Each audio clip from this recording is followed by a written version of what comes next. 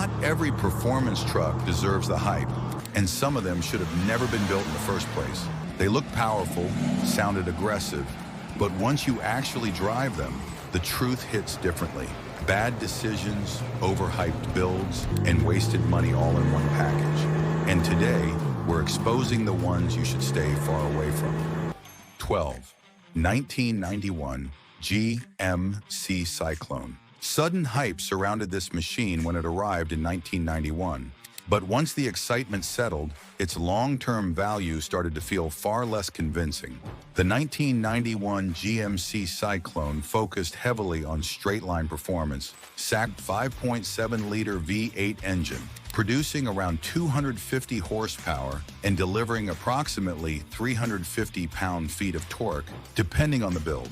They can accelerate from 0 to 60 miles per hour in about 7.5 seconds, which feels average rather than exciting. What becomes obvious quickly is how the performance doesn't match the expectation created by the appearance. They may look powerful, but the driving experience often feels ordinary. From the outside, the styling closely resembles the original SS models, with similar paint schemes and visual details. However, those elements don't carry the same meaning without the correct mechanical components. Inside, the interior is usually basic, often lacking the correct trim or features found in genuine models. The cabin can feel inconsistent, depending on how the clone was built. Instead of offering a complete package, these vehicles rely heavily on visual appeal.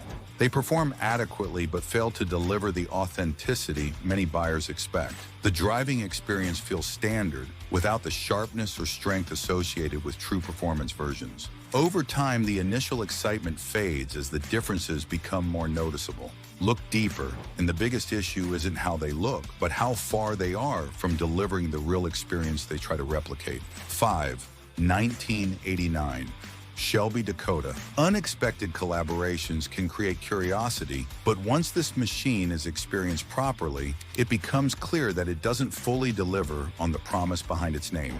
The 1989 Dodge Dakota Shelby attempted to bring performance credibility into a compact pickup by combining a V8 engine with a lighter platform. While that idea sounded appealing, the execution didn't reach the level many enthusiasts expected. Weighing around 3,200 pounds, the truck maintained a relatively light structure for its size, which should have worked in its favor. However, the overall performance still felt limited compared to what was anticipated. Under the hood sat a 5.2-liter V8 engine, producing around 175 horsepower and delivering approximately 270 pound-feet of torque, giving it modest output.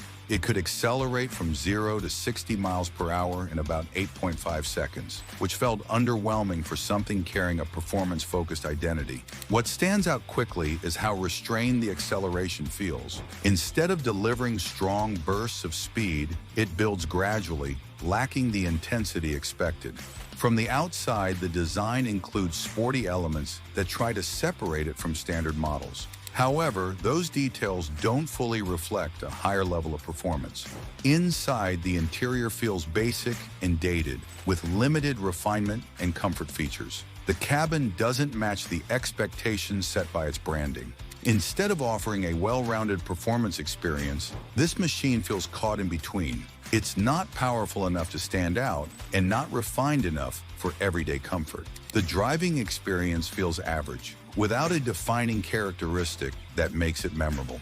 Over time, the excitement fades quickly, leaving behind a vehicle that doesn't fully justify its position.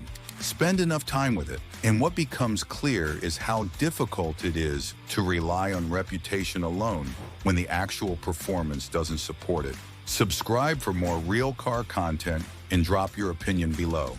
4. 2006 Chevrolet Silverado SS.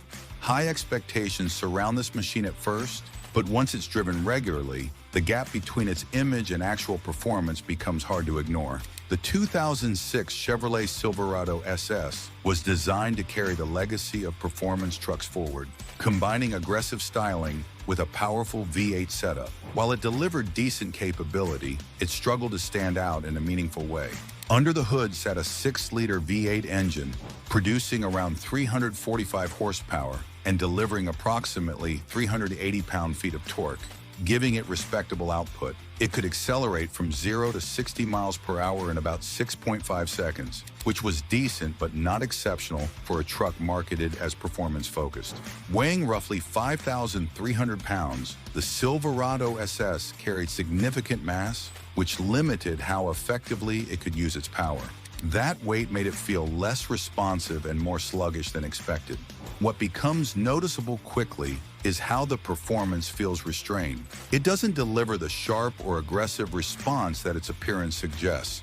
From the outside, the design looks bold and muscular, with styling elements that clearly aim to set it apart. However, that strong visual presence doesn't fully translate into a more engaging drive. Inside, the interior feels average and somewhat dated, lacking the refinement and comfort expected from a higher performance model. The cabin doesn't offer a premium experience. Instead of delivering a complete package, this machine focuses on appearance and moderate performance. It performs adequately, but doesn't excel in any particular area.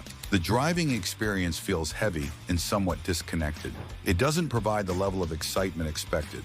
Over time, the appeal begins to fade, revealing more of its limitations. Drive it long enough, and what stands out isn't its performance, but how difficult it is to justify its identity when it fails to deliver a truly engaging or well-balanced experience. Some performance trucks just don't deliver. 3. 1969 Ford Ranchero GT428 clones. Imitation can look convincing from a distance, but the closer this machine is examined, the more its shortcomings begin to outweigh its initial appeal. The 1969 Ford Ranchero GT428 clones were built to resemble high-performance factory versions, yet they rarely carry the authentic engineering that made the original special. While they may capture the look, the driving experience often tells a different story.